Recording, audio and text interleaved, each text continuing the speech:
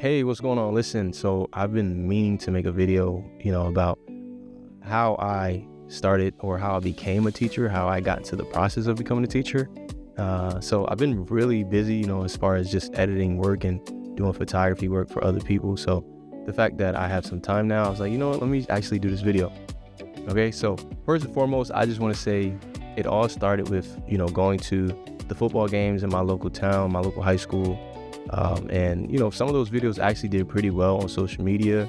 It created a lot of buzz around the town and just for the team, overall. So once that kicked off, man, I actually gave my resume to an old coach and teacher of mine. And, originally I was trying to get, work for the city.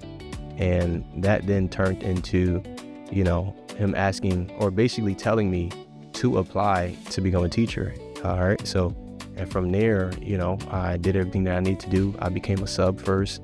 I was a sub for about a few months, and then I, did everything I needed to do. And I then became a full-time teacher, So again, this goes out to anybody out there who is trying to get their foot in the door. You never know.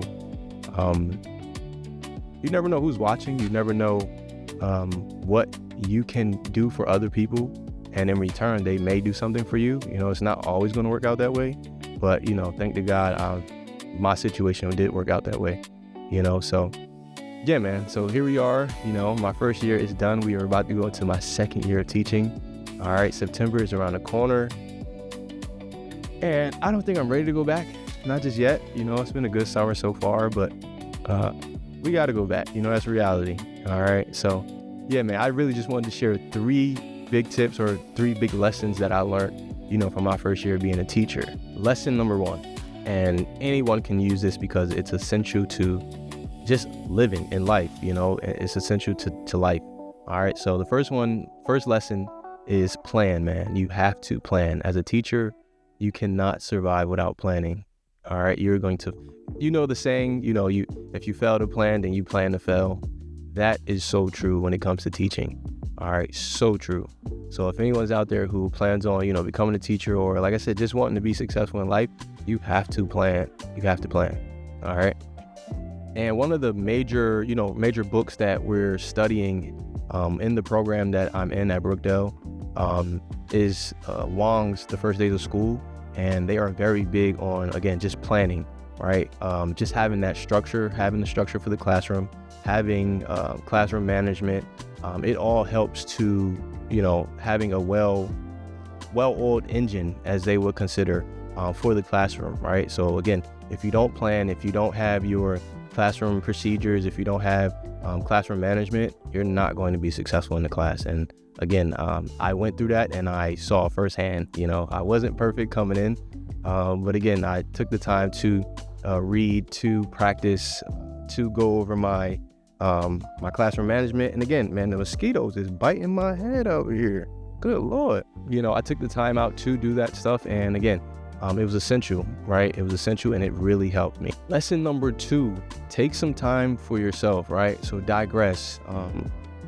You want to breathe, right? So any second you get, you kind of want to just recuperate yourself. And again, just take the time to remember where you are, what you're doing, and why you're doing it for the most part, right? This job can be very draining. Because again, you're constantly talking to people, you're constantly pouring into students, you're constantly talking to other teachers, other, administrators, counselors, whatever the case may be, but you're constantly talking. And again, it can be very draining. So if you're someone who wants to be a teacher or, wants to dive into occupation where you're speaking all day, take time to digress, breathe, relax. And again, just, realize that you can only take it one day at a time. Lesson number 3. And, this is something that I've been working on for a very long time. And this is staying positive. Staying positive is huge when it comes to teaching students, when it comes to teaching anybody. And honestly, really just in life, if you're around people in life, no one wants to be around anyone who, isn't positive or someone who's always angry or mad. All right. And again, the kids, they can feed off your vibe. They know when you're having a bad day. They know when, you're kind of just BSing or, going through the motions. So you really have to just stay positive, smile. And again, they feed off your vibe. right? So if I come to the classroom and I'm like, hey, good morning, good morning, good morning, they're going to do the same thing back, versus me coming in, greeting everyone. Hey, how you doing? Yo, what's going on? All right, how you doing? All right, what's up? Yo, what's going on, bro? All right, welcome back. All of those things play a role in, just allowing the students to come into your classroom and, again, just appreciate where they are. Because, again, you're the person, that gets it up and rolling. You know what I'm saying? So, again, man, just be positive, smile, and don't take things too serious. I know, that school and education is very serious. Don't get me wrong. But when they're in your classroom, you set the vibe, you set the tone. All right. And remember, these are kids. I know at times it can be, some can be disrespectful, some can be very grown, very fresh. But, try to remain I wouldn't say a child, but, remember where you were, at this time. But of course, stay in control because it is your classroom. So in conclusion, man, I just want to say that, my first year wasn't perfect, right? It was not perfect at all. And again, I'm still learning. I would admit that I'm not there yet as far as knowing how to be an effective teacher. But again, I'm currently still in school. I'm still, taking it day by day, trying to prepare lesson plans and even a curriculum, for the students, Of course, when it comes to a curriculum, there's a lot of things that you want to be able to do. And you want the kids also to take something from your classroom.